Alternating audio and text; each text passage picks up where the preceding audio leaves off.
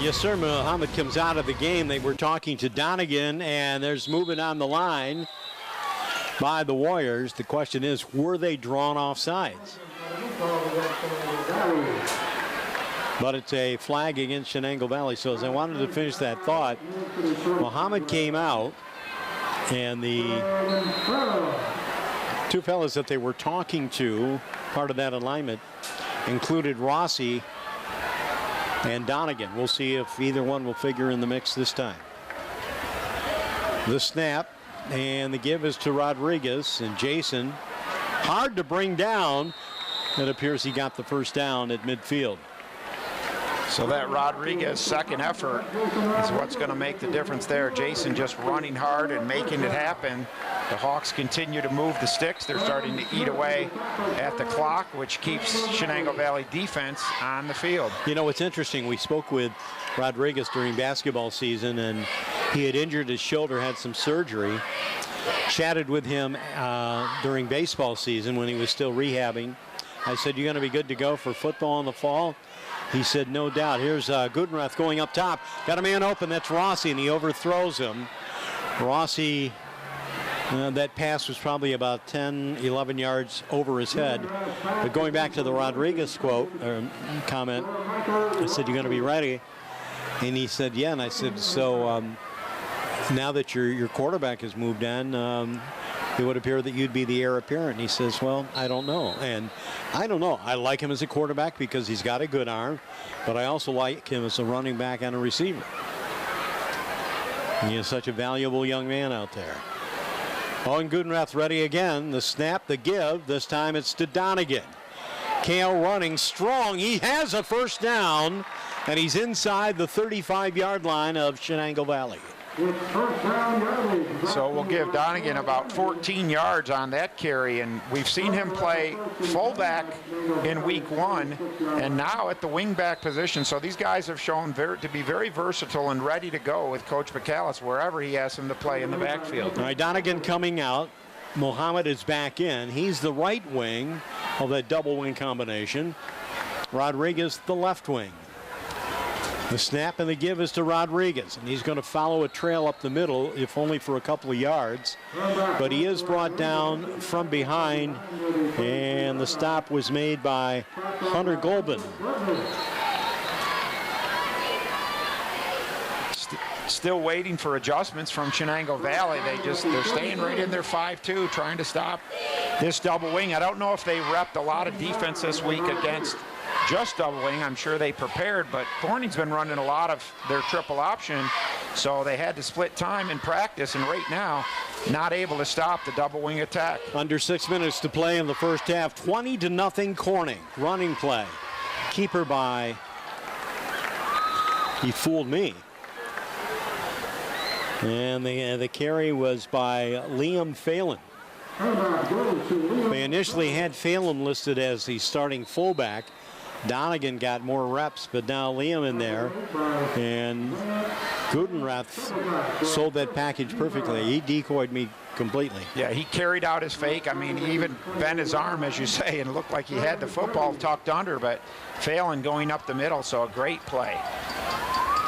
Rodriguez comes to the sideline.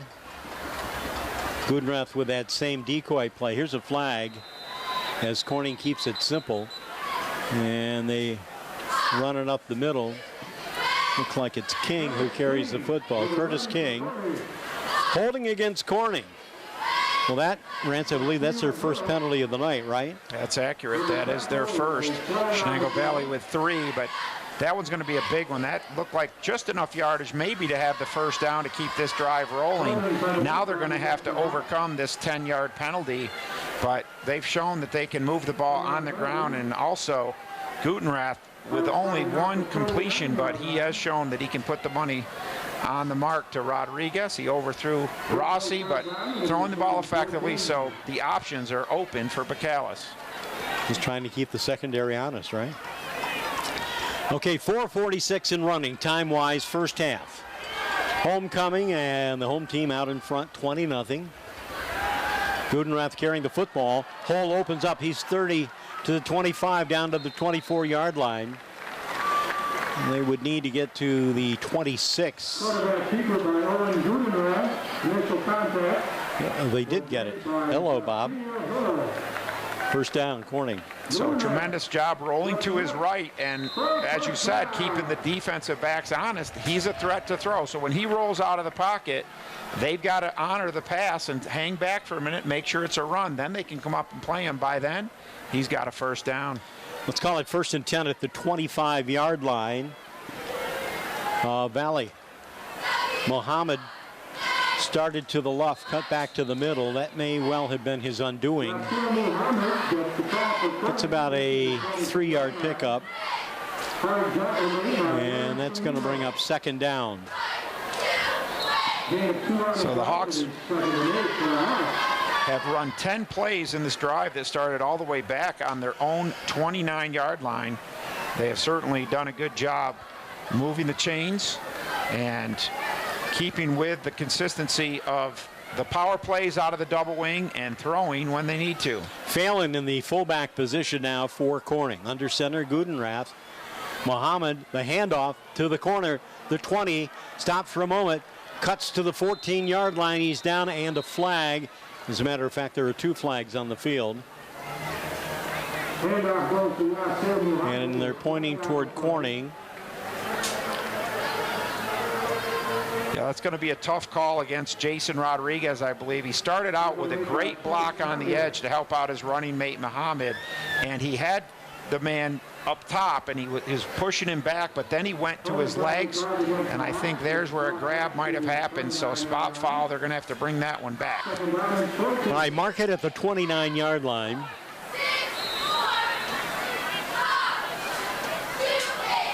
Coach had a change of mind. Gudenrath was breaking to get back on the field, then he stopped, and then George said, no, go ahead, keep going. So it's now 2nd and 14 at the 29-yard line of Valley. Corning threatening late in the 2nd quarter. Gudenrath knocked down for a loss back at the 34-yard line. Got himself crossed up a little there, pulling up out from the center, tangled up, down to the ground. So they have overcome 2 penalties, or they overcame one of the penalties. They need to overcome this other one to keep this drive alive. But with that play there, that's going to make it very difficult. Chenango Valley trying to do some substitutions, get somebody in there that can make a play. 3rd and 18 at the 33-yard line. Gudenrath going up top. He's got a man open. Oh! Mike Rossi was right there leaning for it. Make that Rodriguez leaning for it. And just beyond his outstretched hands. And that ball had a lot of distance on it. And again, to reiterate what you have been saying about the ability of this young man and the quarterback. Yeah, he's throwing a good ball. He's laying it out there. You have to give him the credit that he's throwing it where his receiver might be able to make the play and the defender's not going to be able to. So that's the safe place to throw it. But Rodriguez laid out, unable to come up with it. So 4th down for the Hawks. Donegan leads the game now. Phelan in the fullback. And it's a running play for Rodriguez. Jason to the 20-yard line.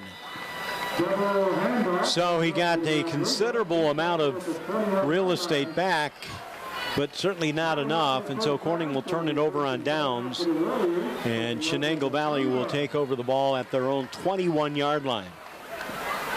So Friday night football in Corning, New York. Tomorrow, Rance and I will be at Elmira as the Union Endicott Tigers come to town. Spoke with head coach Tommy Bellino earlier today, Rance, and he's very excited about the team he has this year.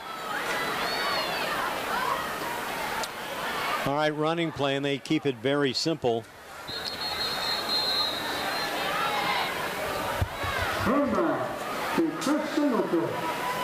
The ball was carried to about the 25-yard line, so about a 4-yard gain for Singleton. Chris Singleton's a senior. They list his weight as 20. I tend to think that's got to be 200 something. He looks that big. I'd say 2-something. Brady Hope is a wide receiver, far side. And a man in motion dropping back. Treblecock. Long pitch, knocked down.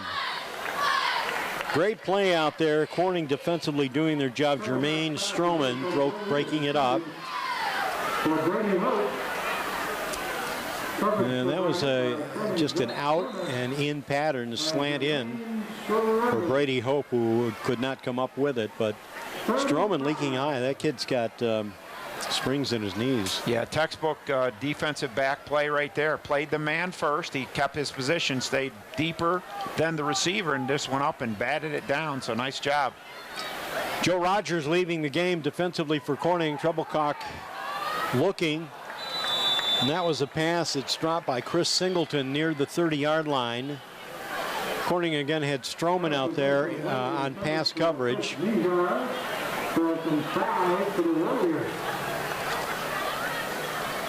Malcolm Jones as well. So it sets up 4th down. And the ball at the 27-yard line. And it's going to be a punting situation. Rodriguez is back near midfield.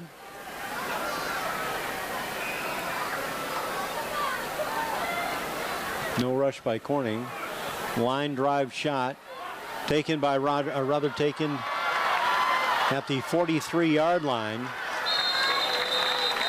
And maneuvering his way is Zach Turner back to the 38-yard line. They've used Turner sparingly this year, but on punt returns. Young man has a lot of speed and for a baseball player. No, but he's an outstanding baseball player, and they were able to recruit him out. So I guess that says a lot about his athletic ability. 1:10 to go in the first half. 20-0 Corning over Chenango Valley. Owen Gudenrath at the helm tonight in place of Kean Collins. Gudenrath keeps it. He finds a hole. Will be tripped up almost at the very last minute by Jack Riegel. So Riegel keeps him from picking up some major yards there. And let's see, we're going to call that 2nd down and about 5. 45 seconds left in the first half. The question is, will Corning score again? Gudenrath has a 1st down, and this kind of backs his way close to the 20-yard line. Across the 25 handily, a couple of men set upon him, and then he kind of backpedaled to the 21. And that is a Corning 1st down with 36 seconds left. Corning's hurry-up offense going to work once more. Gudenrath, the snap, the rollout, a little screen pass, intercepted, picked off at the 15-yard line. And this ball will be returned to the 27.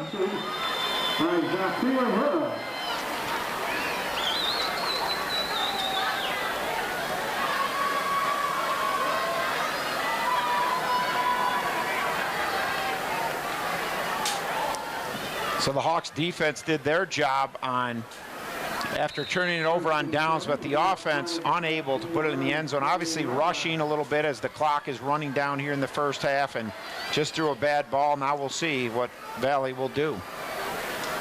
Sam Treblecock in the shotgun formation looks to see what Corning sets up, and there's a timeout called by the Warriors. Don't forget, tomorrow we'll have radio coverage from WELM.